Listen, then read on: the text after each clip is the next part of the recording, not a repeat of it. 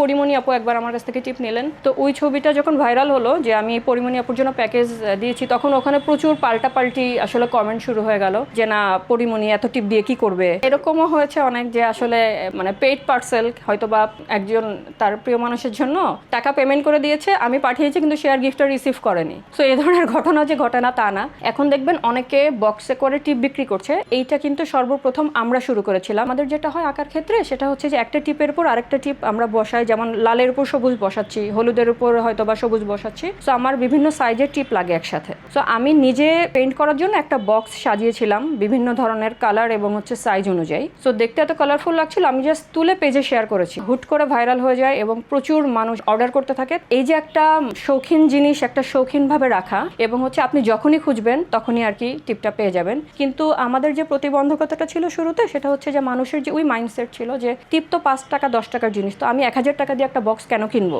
So এই জিনিসটা change করতেও কিন্তু অনেক সময় লেগেছে। আমার কাছে একটা ভাইয়া একবার নোট দিয়েছিলেন, উনি বলেছিলেন যে উনি ওনার প্রিয় মানুষকে প্রপোজ করবে টিপ দিয়ে, এরকম একটা নোট লিখে দিতে যে আমি তোমাকে একটা গিফট দিচ্ছি, তুমি যদি ইয়েস বলো তাহলে এই টিপটা পরে একটা সেলফি আমাকে পাঠাবা। খুব যত্ন করে জিনিসটা দিয়েছিলাম এবং ভাইয়া আমাকে পরে জানিয়েছিল যে ওয়ালটন এসি এক্সচেঞ্জ অফারে এখন যে কোনো ব্র্যান্ডের পুরাতন এসি বদলে নতুন ওয়ালটন এসিতে উপভোগ করুন 25% ছাড়। Walton air conditioner, comfort without compromise. She said yes. তো আমাদের কাছে খুবই মজা লেগেছে আর কি অভিজ্ঞতাটা। কিছু মানুষ আবার আছে সবসময় প্রতিদিনই টিপ পড়তে পছন্দ করে। একটা সময় আমিও দেখা যাচ্ছে প্রতিদিনই টিপ পরে বের হতাম, কিন্তু কিছু মানুষ আছে একটু শৌখিনতার প্রকাশস্বরূপ পরে টিপ। যে ধরেন আপনি যখন গিফট দিবেন একটা মানুষকে, সে যদি টিপ পছন্দ করে, সে যদি চুড়ি পছন্দ করে, আপনার তো আসলে এক্সপেন্সিভ টিপের দরকার নাই, এক্সপেন্সিভ গিফটের দরকার নাই, আপনি টিপও দিতে পারেন। আপনি যদি মনে করেন যে আপনি একটা প্রিয় মানুষকে চমকে দিবেন, কেউ আসলে একটা জিনিস পছন্দ করে, টিপ পছন্দ করে, আপনি যদি তাকে একটা বড় কালেকশন দেন, ডেফিনেটলি সে তো খুশি হবেই। টিপের ক্লায়েন্ট যেমন মেয়েরা তেমন ছেলেরাও, অনেক ছেলে ক্লায়েন্ট আছেন যারা হচ্ছে তার প্রিয় মানুষের জন্য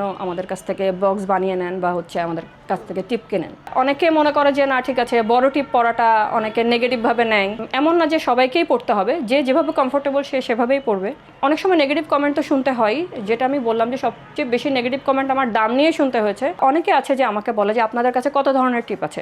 মানে বড় ক্লায়েন্ট কিন্তু দেশের বাইরে থাকে, যারা হচ্ছে দেশে আসার পরে এরকম প্যাকেজ নিয়ে যায় আমার কাছ থেকে যে আপনাদের কাছে যত ধরনের আছে, বাজেট কোনো ব্যাপার না, আপনি আমাকে একটা বক্স গুছিয়ে দেন, সেটা 5000 হোক 7000 হোক, আমাদের কোনো সমস্যা নেই। আসলে এরকম ধারণা ছিল না যে টিপ নিয়ে আমরা এত দূর আগাতে পারবো। সবসময় চিন্তা করি আমি যখন একটা বক্স রেডি করি যে আমি আসলে কি চাইতাম। আমি একটা ক্লায়েন্টের জন্য কিন্তু ওইভাবে রেডি করি যে আমার নিজের জন্য হলে আমি যেভাবে রেডি করতাম। টিপ বানাতে না অনেক বেশি সময় লাগে, বিশেষ করে হাতে আঁকা টিপগুলো আমরা আসলে ক্লায়েন্টের কাছ থেকে সময় চেয়ে নিই যখন আসলে কেউ বাল্কে অর্ডার করে। শুরুর দিকে যেরকম হতো যে আমরা তো হাতে তৈরি জিনিস আমরা যে মানে খুব বেশি নিয়ে যেতে পারতাম তা না। তো এরকম হয়েছে মেলা আসলে সারাদিনের মেলা, আমাদের 2 ঘন্টার মধ্যে আর কিছু নেই, আমাদের কাছে সবই বিক্রি হয়ে গিয়েছে আর কি। তো তখন আমরা আসলে মেলা থেকে চলেও আসিনি, আমরা মেলাতে এনজয় করছিলাম, কিন্তু আমাদের কাছে আসলে এরকম যে একদম স্টক আউট হয়ে গিয়েছিল। আমার আসলে ইচ্ছা আছে যে ছোট্ট হোক কিন্তু দোকানটা এরকম থাকবে যেখানে শুধু টিপ পাওয়া যায়, ঢুকলেই যেন মনটা ভালো হয়ে যায়। মানুষের মাইন্ডসেট হচ্ছে টিপ মানে 10 টাকা, মানে এই মাইন্ডসেটটা আসলে ভাঙতে হবে।